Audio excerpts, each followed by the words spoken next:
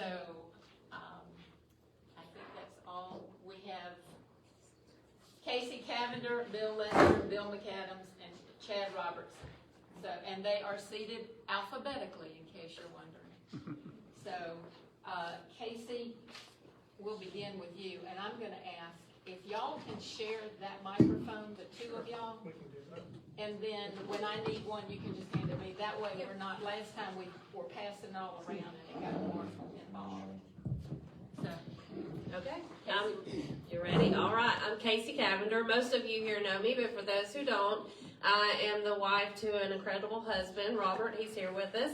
And we have 4 children together, ranging from ages 10 all the way down to 3 years old. My husband is a Cleveland County native, and he grew up here, and we are honored to call Cleveland County home for us. So a little bit about who I am and how I ended up here today is when my husband and I got married, we, of course, wanted to start a family. And part of that is looking into your healthcare options. And I knew that I wanted to be able to use a midwife, and found out that the state criminalized the very midwives that I wanted to use, despite the fact that they were legal to work in many other states. And so I used my background as a paralegal, working in the private practices of former district attorneys and probate judges to find out what could be done. I joined a group called the Alabama Birth Coalition, and by 2015, I was the vice president of that group. And we immediately started pushing for legislation after that group had worked for over 10 years to try to get it passed. We rewrote the legislation, reworked it, and tried to get it through. Unfortunately, in 2015, it didn't pass. 2016, it didn't pass. In 2017, we got creative, and on the very last day of the session, we were able to get the legislation passed, and now midwives are legal to practice in the state of Alabama. And through that, I was appointed by the governor to serve as the first consumer member of that state board and help write rules and regulations to help establish that state board and get the midwives practicing in the state. And so through that experience, I not only learned a very unique set of skills of not only writing legislation, but also lobbying in the legislature to get it done, moving it through both chambers, the state house and the Senate, and working with legislators to get it done. After that, COVID happened, and I helped form Health Freedom Alabama and have fought ever since to protect your health freedoms. And so my last decade of work has been dedicated to health freedom, preserving your constitutional rights, and I am a proven fighter who's ready to fight from not only from the outside anymore, but now take my knowledge and experience to the inside and be a true voice for Alabama and District 40.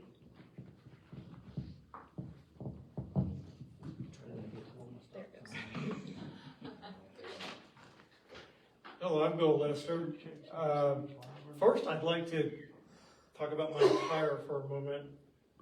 Normally, I'd wear, a coat and look a little better, but I just came from a Turning Point USA event over at JSU. Do you remember the Prove Me Wrong stuff that Charlie Kirk would do? I was doing that. I've been doing that kind of thing in my classrooms at JSU, going back to my first year at JSU in 2005. Previous to that, Texas Tech University, Florida State University, and believe it or not, the National Research University Higher School of Economics in Moscow. I've done that often. So just tip of the hat. I think we would all say that to Charlie Kirk and the things that he was doing in order to reach our young people. Because if we don't reach our young people, this is over.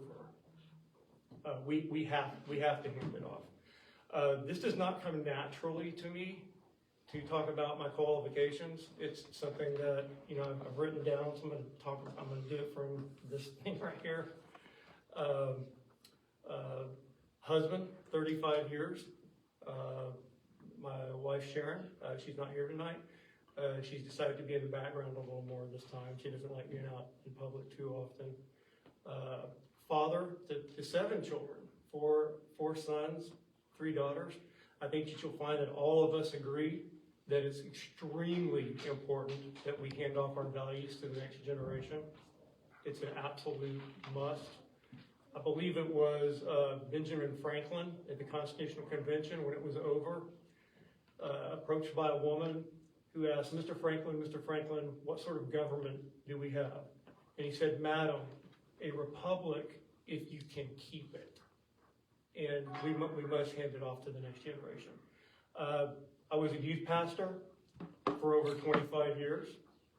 I've been to over 50 youth camps. I don't know that I would do that anymore. JSU Public Administration professor, retired as of January 1st. I'm a disaster response expert. It's not going to be if there's a disaster, it's going to be when.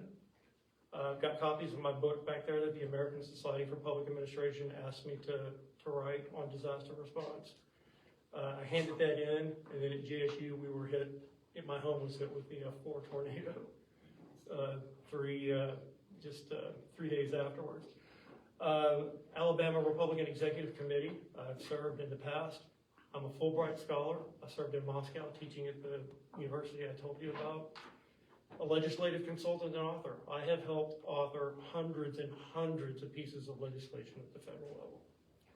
I'd like to bring that to District 40, and I will bring it full time. You will have my complete undivided attention from the time I get up to the time I go to bed. Thanks. Test 1 2 1 2. My name is Bill McAdams. I ran in 2022, and sometimes I ask myself, why in the world would I want to get involved in politics again? And the answer to that is my children. Being a father, paying taxes, being a business owner.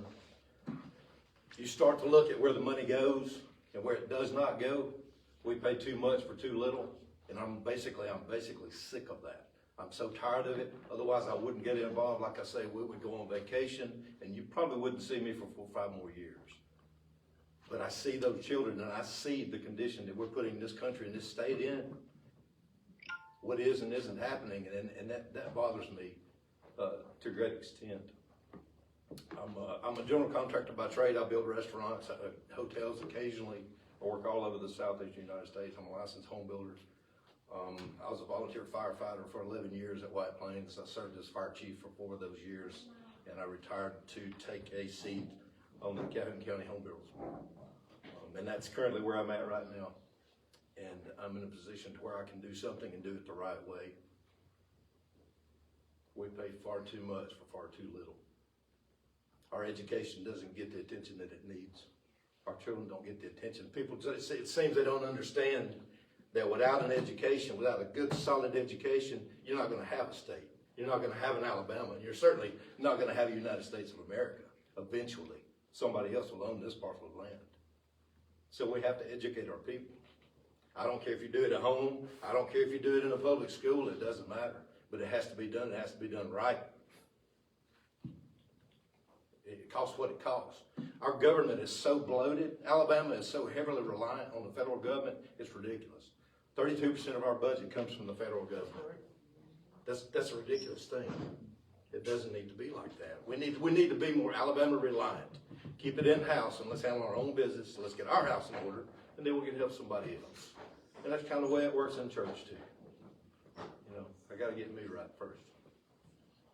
So I think we need to be more, Alabama focused, and that's what matters to me. I don't want a salary for this. I'm doing this for free. Jenny's going to give the money. If we win the seat, she's going to give it to whoever she wants to give it to. She may give it to Israel. I don't know. But, that's my wife, Jenny. I'm sorry, guys. Like I say, I'm not a polished politic guy. I want to do this for the right reasons, so we can make some actual changes. And nobody in Montgomery can work harder than I can. I can promise you that. Thanks.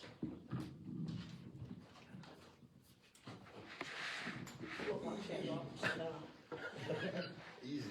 Good evening. Chad Robertson, our representative at the state level, asked for me to just say a few opening statements for him.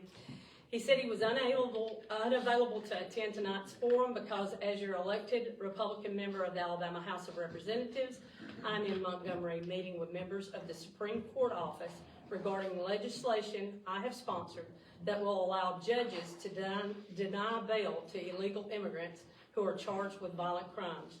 Should this legislation pass, an immigration of illegal status will, according to Alabama law, be considered as a high flight risk and be allowed to deny bail based on that. As always, please feel free to reach me on my cell phone with any questions you may have. And by me, he means him, not me. Thank y'all. Thanks, Chad. That's all.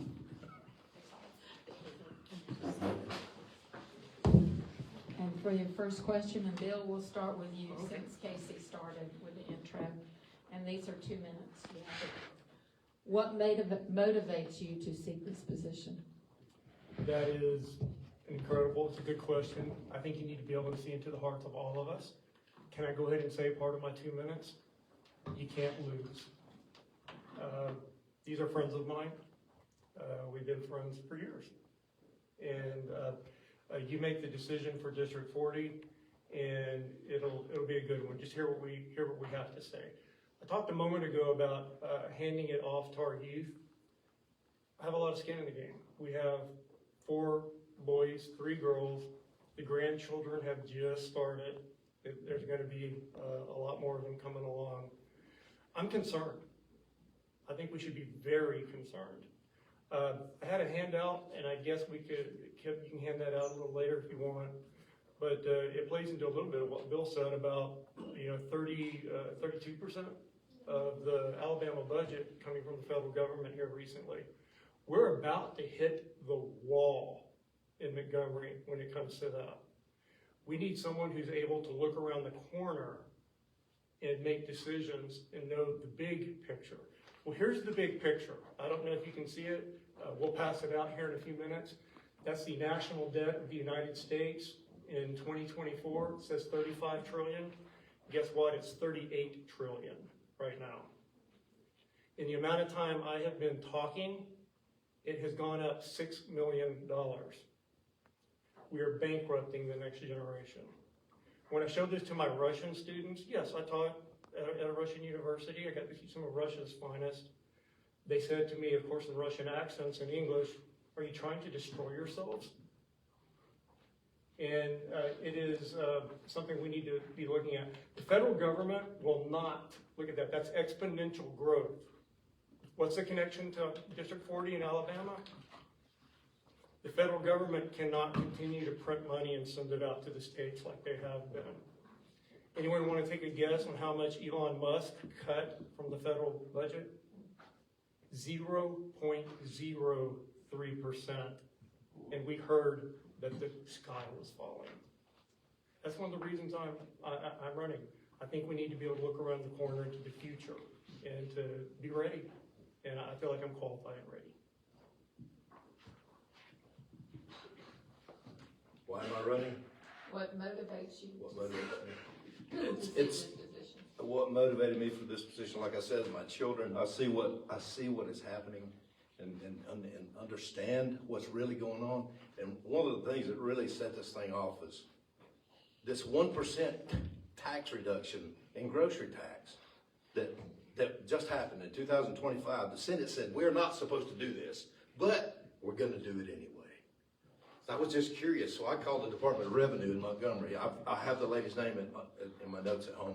And I said, how much did the state of Alabama lose in revenue due to this 1% in tax reduction for groceries? She said $122 million of revenue was lost. And I was like, that's a pretty good amount of money. But how many people do we have in the state of Alabama? We have 5.1 million people, give or take. So if you divide that by our $5.1 million, you end up with about 6 pennies per day. That's how much money they saved you on groceries. Now, only half the people in this state buy groceries because only half the people work. So that rounds up to about 13 cents a day. $43 a year is what was saved on groceries because they reduced that tax by 1%. Okay? And now they have a shortfall in the Education Trust Fund for the teachers' insurance premiums of $380 million. They want to buy your vote for 6 pennies a day. That tax reduction on the grocery tax was to buy your vote, whether you believe it or not. They weren't supposed to do it. They did it anyway to purchase you. That's what the Republican Party is doing to an extent in Montgomery. And that's what I'm there to stop. And I know how to stop it. What motivated me to run is, of course, my children, first and foremost. I want to leave them something better than I found it. And I don't like the way that the direction that our state is going, that our country is going.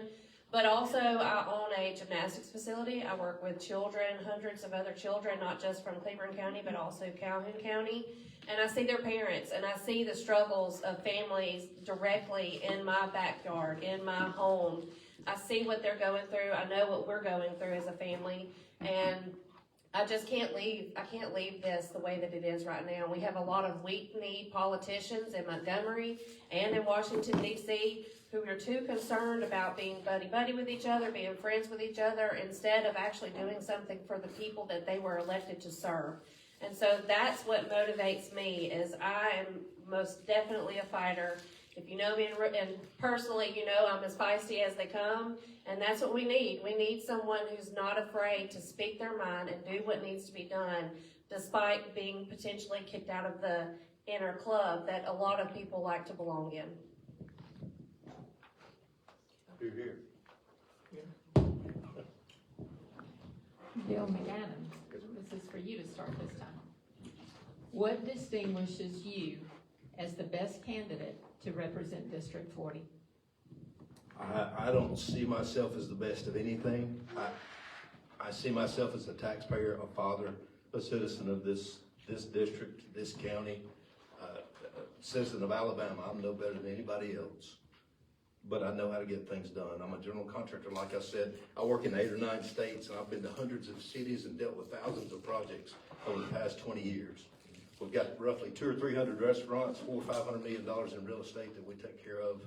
So I know how to communicate with all kinds. And let me tell you, if you go to some cities in the Carolinas and parts of Tennessee and Georgia, you're going to find all kinds. And you have to be able to negotiate with these people. No matter what the city council say, no matter what the code enforcement officials say, you have to be able to you have to build relationships regardless of who it is, but you also must remember that as a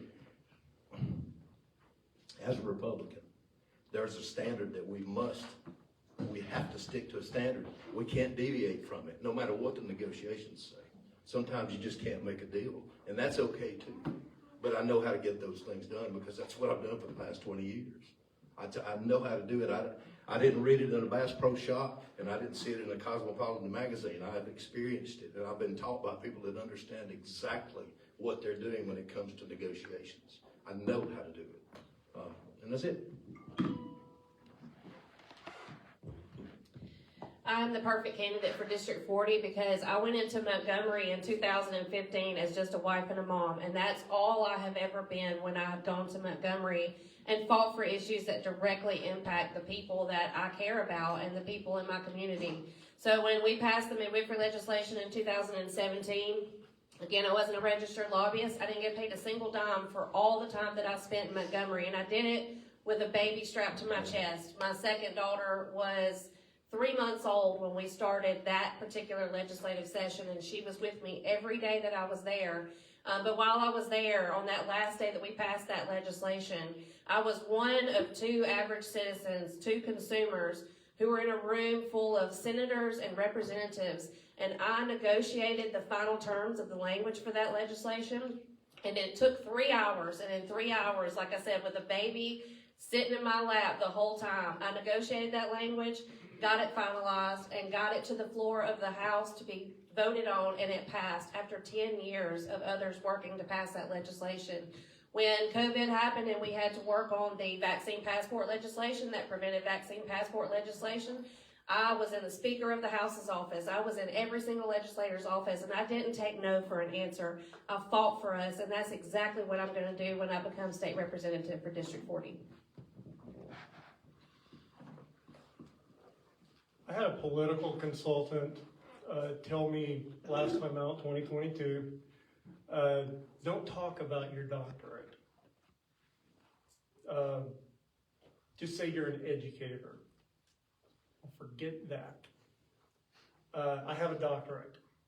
I am Dr. William Lester, Bill Lester.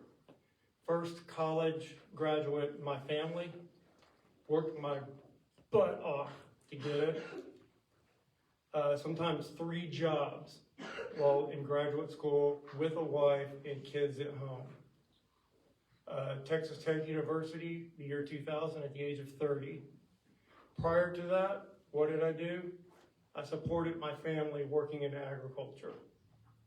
I worked as a public school teacher at a public university in Texas that you probably recognize, school in Texas that you recognize for very unfortunate reasons. I worked in the Uvalde Public School District. I want to tell you that for those of you who are public teachers out here or retired, God be with you. You're doing incredibly important work. That alone motivated me to get my doctorate. I went and I worked hard, got the doctorate, but it didn't end there. I've done very well since then. JSU professor, 21 years, just retired, so I'll be able to do this job full time. Not only that, I'm a Northwestern University professor. I developed their public policy and public administration program to be the #1 program in the world. I know how to do policy. I have authored hundreds of pieces of legislation or been an author that helps with that. Thank you.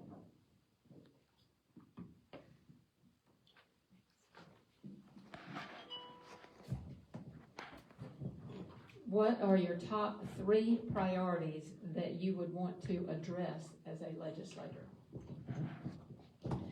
Of course, a lot of people in District 40 are concerned about the lack of resources that we have here. Our district is not getting back what we're paying in, and so first and foremost, I can promise you that I'm going to give the attention to District 40 that we have not gotten. We have been forgotten, and that is going to stop the day I get into office. So first and foremost is getting infrastructure supported in Cleburne County and Calhoun County, District 40 as a whole. Health freedom obviously is very important to me, and while I know a lot of people think that since COVID is over with, we need to move on, the fact remains that if we're going to fight for our kids to make a better state and a better country, we have to do that by securing their individual freedoms and their constitutional rights. And we saw in COVID that your freedoms are apparently, according to the government and some employers, your freedoms end at the surface of your skin. That they can force you to take a pharmaceutical product without your consent in order to keep your job or to practice your constitutional rights. And so protecting and preserving your health freedoms and your individual freedoms as a whole is obviously the second thing for me, and reducing taxes. We, just like Mr. McAdams said, we are paying incredibly too much money in for very little return. And so I plan to go in there and take a real good look at what we've got and see how can we reduce the burden on our families. I came of age as a Republican and a conservative, giving my age away a little bit, under Ronald Reagan. Anybody remember him? Yeah. I remember a tax cut that went from the top marginal rate being 70% to 28%. And they said it was gonna blow this stuff up. It went up for a little bit, but you know what happened? The extra money that the people had in their pocket created much more economic activity, and the government actually brought in more money. You know, Bill was talking about the grocery tax. I think you're going to find that we agree on a lot of issues. The grocery tax should not be happening at all. It should be 0. It's not just, what did you say, 122 million? That's a zero sum. It's not a zero sum game. That 122 million goes back into the pockets of the people, and then they generate economic activity. So it actually costs a lot less. So yes, we need to keep Alabama as a low tax state. I think, I know Bill's gonna talk about this. I've been on this too for years and years as well. Property taxes, complete this statement. Life, liberty, and, you're not wrong, but it was first said by John Locke. Life, liberty, and property. property belongs to the people and it's outside the realm of government. It doesn't belong to the government. Thomas Jefferson took those words from Locke and changed it to pursuit of happiness. So those are some things we're looking at. I think we need to be ever vigilant when it comes to life. And that life begins at conception. We need to keep that. There's plenty of other things that we could say, but the stop sign is up. Please talk to me afterwards if you'd like to. I think, or any of us, right? I've got 2 minutes to solve all of the issues in Alabama. All right, the grocery tax is the most disproportionate tax in the history of mankind. A guy that makes 20 bucks an hour and a guy that makes 8 bucks an hour goes and buys the same loaf of bread. It's disproportionate. He's paying more of his income for the same loaf of bread. It's very simple. Property tax, that's basically theft. And one of my main key points about that is anyone that's 65 years of age or above, you shouldn't pay any property tax, any type, state or local. Well, what are we gonna do for money? You give me the seat and I'll show you what we'll do for the money. It's there, it's just reallocation. I think the state of Alabama all in has about 137,000 employees, including all the educators. That's a pretty heavy bill to pay. 2.5 million people in the state of Alabama, 425,000 of those people work for the government. Federal, state, and local. You can do the math. That's too much. That's too much government. Every time a government comes up with a comma or a period, you give away freedoms. Every time a law is made, it costs you just a little bit more liberty. And they're going to do it so nuanced that we don't even pay attention to it like it's okay. And in education and in healthcare, we have major issues in the state of Alabama with that. We don't focus enough on education. I think a better educated people will make better decisions. And then you're not going to have the financial issues that you have because you know how to math. It's very simple.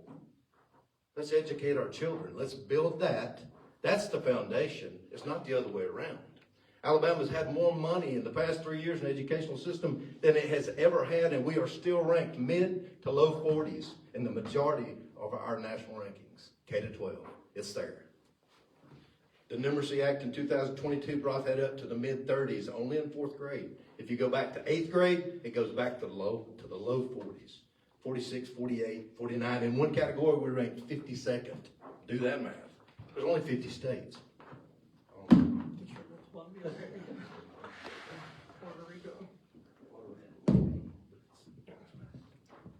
Do you believe that it is ethically okay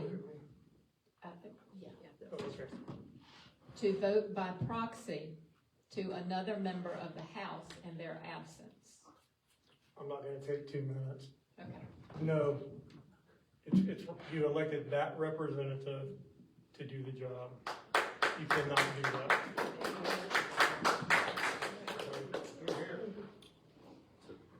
No. Yeah, absolutely not. And this is something that I have posted about and I have talked about because I have video of our state representative who is not here today doing that very same thing. And even after being called out, I have another video that I have not posted yet of him doing the same thing 1 week later with no shame on his face. So I absolutely think it's a wrong thing. If you're not there, your vote should not be recorded as if you are, because what happens in the future that people sometimes overlook is that when they look back on the books of a record of votes, they're going to look back and they're going to see that this person voted on that bill. But what we know in present day is that person was not even on the floor of the House. So it's something that I have obviously been very upset with, and I have videos of other legislators doing the exact same thing, and our state body is just accepting it, and so absolutely not. I do not support it.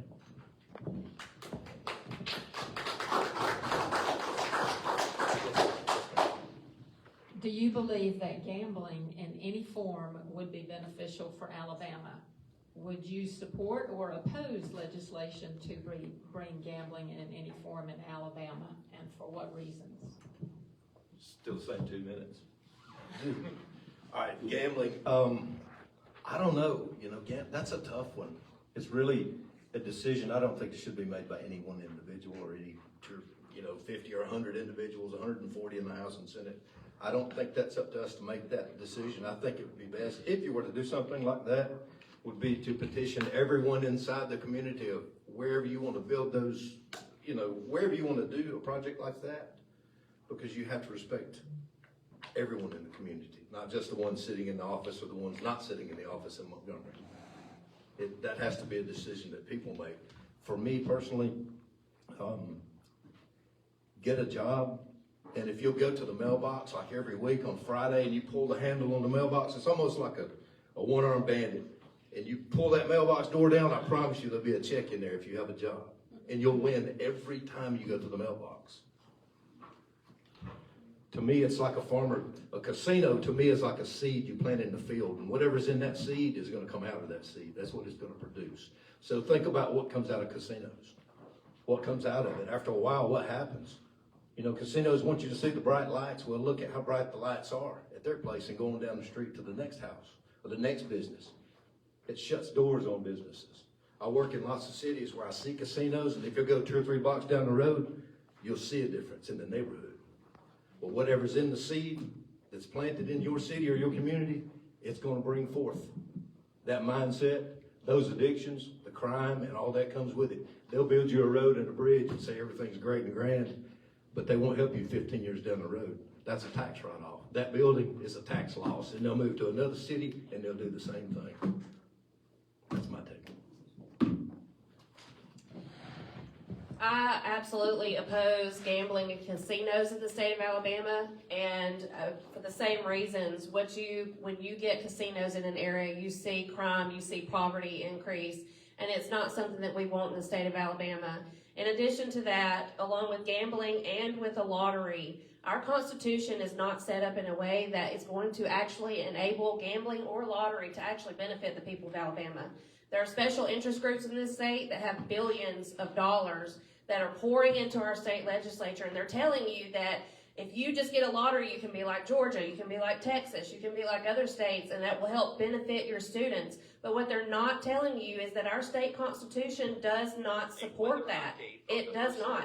And so there would have to be constitutional changes, there would have to be clean lottery bills, and honestly, there is no such thing as a clean lottery bill. It never, ever works out that way. You can look at every state that has it, and you can see the flaws within it. So I'll just be honest. Up until a couple of weeks ago, I was for the voters voting on a lottery. And thankfully, the right people came into my life and educated me on the issues in our Constitution and educated me on why even just a lottery would not be as beneficial as we've been led to believe. And last thing I want to point out is that Chad Robertson, also again, who is not here, has received thousands of dollars from PACs who have an interest in seeing casinos and lottery in the state of Alabama. So that's worth noting. I won some money gambling once. I went to a conference in New Orleans with a friend of mine who likes to gamble. And he said, "Bill, I see you're not gambling." And he gave me $20 and said, "Go gamble." I put the $20 in my pocket and I walked away. I won.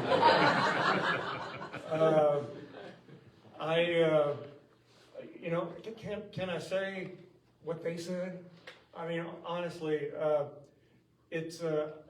but for me, I think it goes a little more, even more fundamental.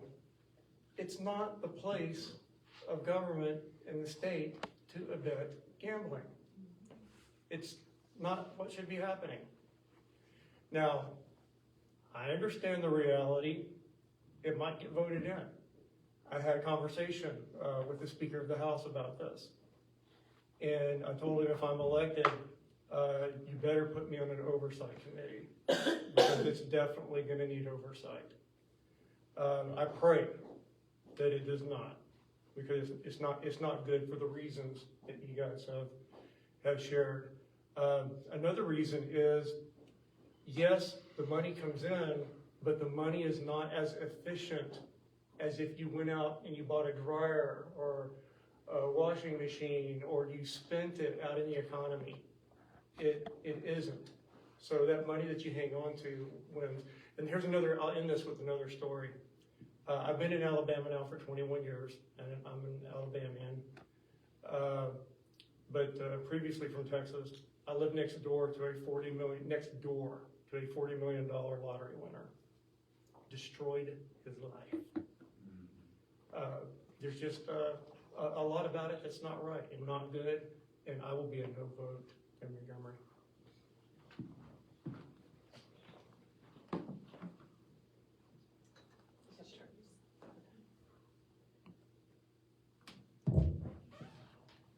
Do you support or oppose the legalization of recreational marijuana? And what are your reasons?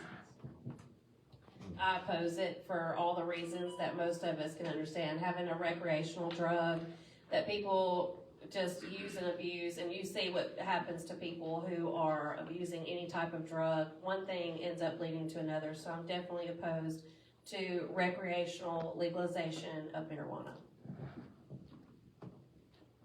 You know, I told you I was a youth pastor for 25 years.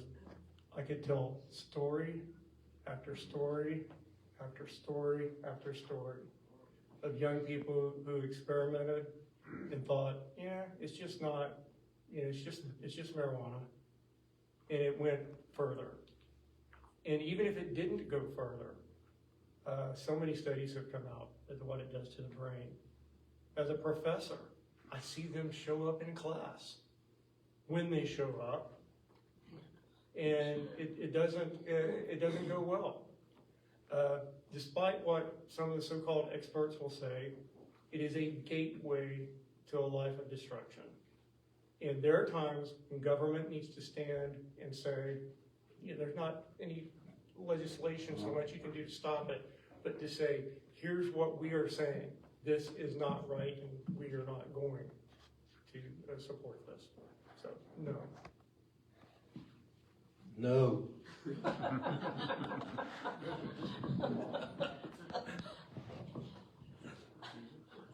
Would you support or oppose the repealing of the automatic, ever-increasing gas tax? And what are your reasons? Yes. Generally, I'm going to be opposed to tax increases. I think there's enough taxing going on. It's confiscatory. It takes from us. Yes, it goes to government. Government uses it for good things. And yes, there does need to be a certain level of taxation. We do have to fund the government. I don't want to get all professory on you, so maybe I'm a hybrid. I'm a preacher and a professor. It's kind of a weird combination, trust me. But and it's been hard navigating that life. But there is this thing called the Laffer curve. I don't know if any of you have ever looked at it, where there's optimal taxation. You know, there's a reason Swedish tennis stars don't live in Sweden. You know, we don't want to head that direction. We want to keep taxes low. We want to have economic activity. If we're going to grow the state, the best way to gain revenue is more economic activity. That is the way to do it. Yeah, I'm opposed to, now that I pay lots of tax. And now that I do that, and all of us, I would say we do that, we pay very close attention to how those funds are allocated, where they go, when they increase, when they diminish. And we watch that very carefully because we're concerned, because it affects everything that we do. As far as the gas, we have to pay tax to a certain extent. I think we just have a bloated government. We just have too many people trying to do too many things. You know, we go in and we introduce, like in 25, there was over 800 pieces of legislation filed, bills that were filed and pre-filed. 226 of those were passed into law. So that tells me that roughly 68% of our time in chambers, nothing really happened. You know, nothing was accomplished. There were 800 and something bills filed, 220 something passed into law. So let's be more efficient with the time. I think each legislator, let's give them maybe 3 pieces of legislation, and I bet you it'll be good stuff. Instead of just 1,000 bills just filed. Well, let's put a period at the end of this section. Let's just completely waste the taxpayers' time. You know, and then, like I say, every time you add to law, you add to regulation, and you add to government. And every time you add to government, you have to feed that machine. And it wants more, and it wants more, and it's a million times worse at the federal level. But no, on gas taxes, there's a way to deal with these taxes efficiently, but it's gonna cost government. We have to reduce the burden on the people. If you're a business owner and you can't pay the bills, what's the first thing that goes? UPS just laid off 48,000 people last year. This year, they're laying off another 30,000 due to automation. Those are jobs that will never come back. Amazon's doing, I think they're at 30,000 right now. You're gonna get it somewhere. Anyway. I would absolutely vote to repeal the gas tax. A lot of people may not realize some of the things that happened when that bill was passed. It was a dirty piece of legislation, and it was some of the dirtiest politics that I've personally witnessed myself, because I was in Montgomery working at that time. There were legislators who were told that if they did not support that gas tax, they would never have a piece of legislation see the light of day, and they didn't.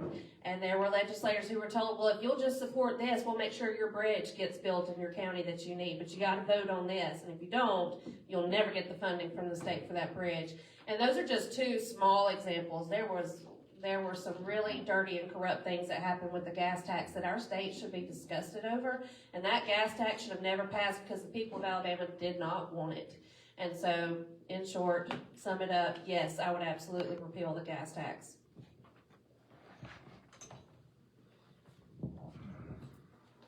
How do you plan to maintain your personal and political integrity when surrounded by the Montgomery culture? Well, it's like I said, I don't really, I'm not doing this for money. It's not about that. It's like I mentioned earlier, I'm gonna do this for nothing if I can win the seat. I'm kind of in a position where it's about doing the right thing for the right reason, no matter who is in the room. If you, as a conservative, I mean, we have to, what is a conservative? What is conservatism? What do we want? We want strong military, we want strong law enforcement. And I want the smallest government I could possibly have. And by doing so, you shrink all the little mistakes and all the little things that could happen.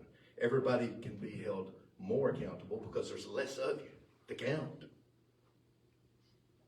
I'm not worried about people saying, if you don't do this, I'm not gonna vote for this. Like I mentioned earlier, you have a standard that you must adhere to. Otherwise, you can't call yourself this or that. And you can't deviate from it. As a Christian, there are certain standards that we're held to. And it's the same way in life. It's integrity. You either do or you don't. There's no real gray area right here. And it's not about money. I promise you, I'm not worried about that. They're not going to buy me. And they would probably want to kick me out in about 2 weeks. So I may need some of y'all to come and bail me out. I don't know. But I'm not that kind of person. I'm not there to make buddies and pals and friends. And we may go golf, maybe fishing, but that's it. You know, it's not about, if you don't vote for this, I'm not gonna help you here or there. Those are the people that will get called out on day one. And they have to. This is why this legislator is not supporting this, because of this. And be more open and transparent to the public. You know, they'll list all these bills and all these things they're doing on social media, but you don't see who's saying what about who because you didn't help this guy, he's not helping you. That's what we need to see. We need to see the real truth. Who's scratching who's back? That's where the truth's at. So I am blessed to be surrounded by some truth seekers and truth tellers in my life. And if you know my husband, he is the one who holds me accountable to everything and does not hold back. Just take my word for it. He is my number one, keeps me in check. But I also have been blessed to work with some really amazing grassroots leaders throughout Alabama and throughout the United States. I've met legislators from other states who have stood their ground and have been true champions in their states for the issues that their people care about. And they've stood for freedom and they've stood for rights when they were kicked out of caucus or they were threatened with other things. And so, like I said, I'm blessed to have these people in my life who keep me in check, and they remind me of who I serve in those moments where you have doubt, because we all have those moments where we think, what have we got ourselves into? But those people will help keep me in check. And at the end of the day, being in that state house, if you've ever been there, you know, when you walk in, you feel a heaviness. You go up to the 3rd floor, the 4th floor, and then you hit that 5th floor, and it's a heaviness you've never felt before. But when you have the armor of God on you, and you go into that building, and you pray, and you stay in the Word, then you're protected. And so I'll have the Lord on my side, and my people in my corner that will keep me in check and make sure that I'm doing what I'm supposed to do. I'm gonna stay with the biblical theme here. To some degree, not the same thing, but I've already been Daniel in the lion's den. Think about where I've been in academia. Think about it. Yet I've had success. How have I had success? I worked hard, did my best, and honored God. Every day I tell my children, when I drop them off for work or whatever they're doing, honor God in all you do. It's gotten to where they're like, yeah, I'm saying it. They honor God in all you do, right? I mean, you hold the standard. You have to have people in your life. My goodness, Sharon Lester will definitely do that, and will do it well, and has done it for 35 years. I've got to be able to look into the eyes of my children when it's all done. Also, when I go to Montgomery, I'm going to want to get back here as fast as I can. I'd rather be here than there. And listening to you and being a part of your lives and seeing what you need to have done. That's what I definitely would bring to it. It is a decision, a choice. You need people in your life to help you, and you stay the course. I've dealt with members of Congress, members of the state legislature. I've seen people eaten alive by the culture. I'm sure we all have. If you go, what do they say? Follow the money. If you go and look at a person's donor list, and it says Montgomery, and you can read between the lines if you want. Montgomery, Montgomery, Montgomery, Montgomery, Montgomery, Montgomery. And I'm not joking. Montgomery, Montgomery, Montgomery, Montgomery, Heflin. That's not why we went.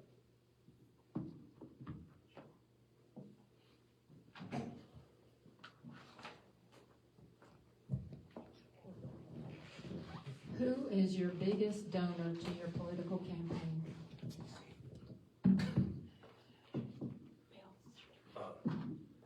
Jeannie? I'm not asking anybody for anything. I just need your vote. It's not, like I say, it's not about that. I mean, I think we had half of our money was in there from 4 years ago. So, yeah, it's enough to buy some signs. That's about it. I've seen a few of them.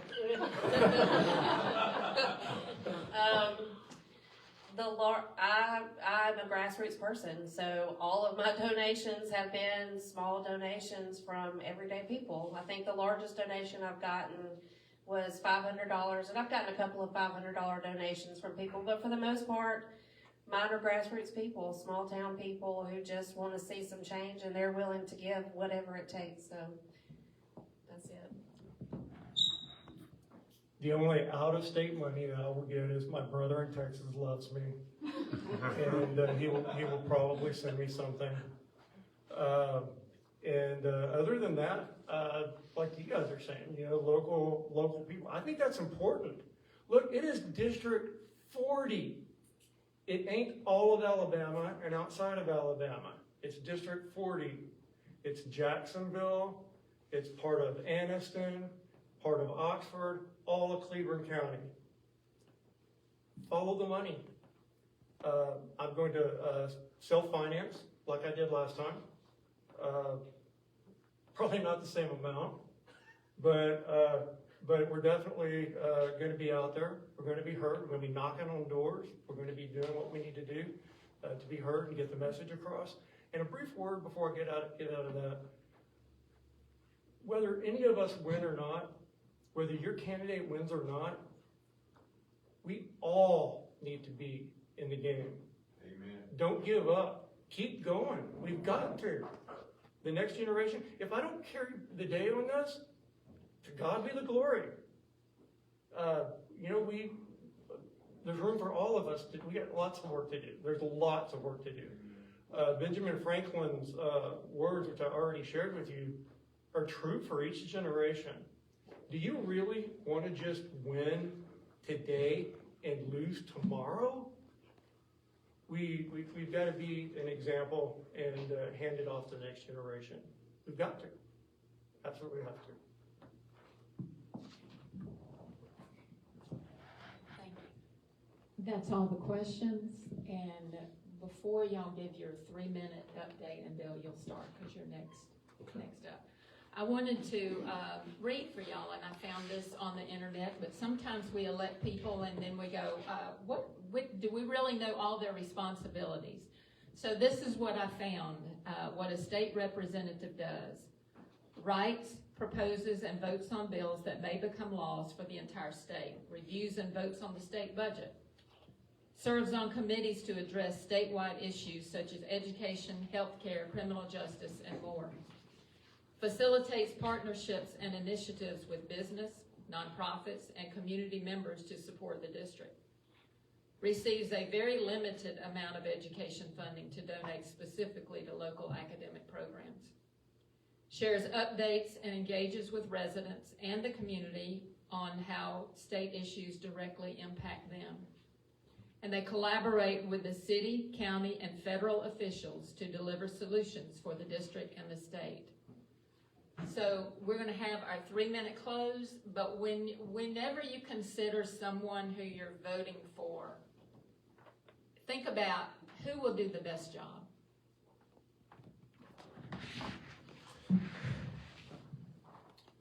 3 minutes. All right. It's like I said to start out, you know, I want to do this for my children. This is not something, and I can give 100% of my time to do it. Otherwise, I wouldn't even attempt this thing again. My company and businesses are in a position to where I have people that can handle that stuff while I'm away. But this is something that needs to be dealt with, and it needs to be addressed thoroughly. Like I say, it's back to my children. That's what this is all about, is to build a better future for them. Because I see what's being done, and more importantly, I understand what is happening to our state and to our nation at an alarming rate. Every day in our nation, there's $541 million printed every 24 hours. Every 70 to 95 days, there's another $1 trillion added to my son's debt. I don't agree to that. I do not agree to that. We cannot sustain that. In 5 or 6 years, our debt's going to be $54 trillion nationally. And that's not even counting the unfunded liabilities through Social Security and retirements and things like that. That's another 75 or 80 trillion dollars on top of that. This can't sustain itself. What our governments are doing to us, and it trickles down to the state level, is just scaled down quite a bit. But what they're essentially telling us is that our time and our energy, every day that you and me go to work, every hour that we work becomes worth less and less and less to these people. There's no standard anymore. Remember the gold standard in 71 that Nixon took us off of? We have no standard. Our finances have no standard. Our banking institutions, they have no standard anymore. I want to set the standard. And Calhoun County and Cleveland County can start this thing. And I'll do it. I understand how to do it.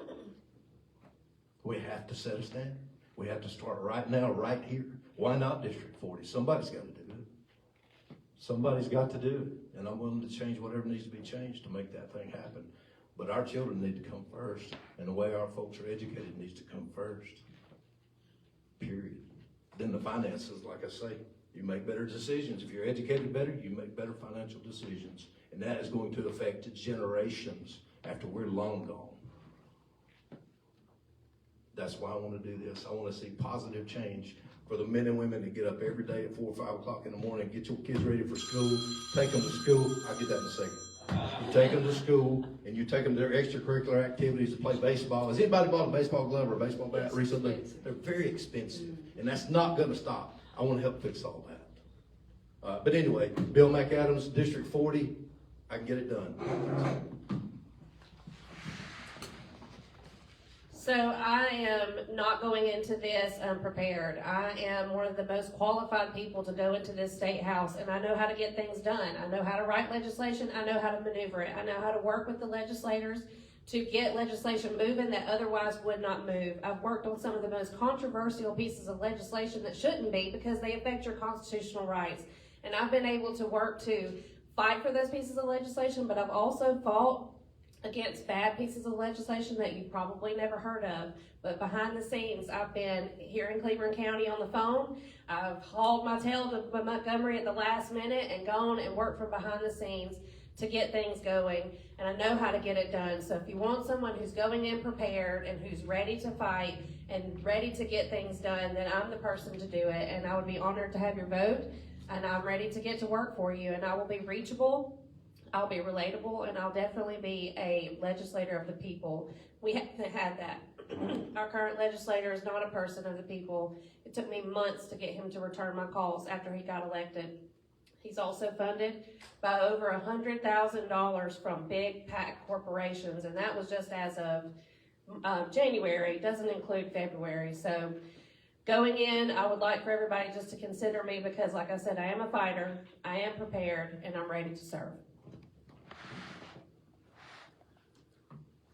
I'm looking back at the list, at the beginning of some things that says, and by the way, if you want one, it'll be in the back it said about Bill. I'm thinking about disasters again, disaster responses, when they happen. I do believe I'm very well qualified for that. I spent time with Admiral Allen post-Katrina, walking around, looking at things, talking to him, collaborating. Intergovernmental relations is very important if we're going to get a lot of this done. And it's going to become even more important at the state level as the federal money dries up. Having memorandums of understanding with other states.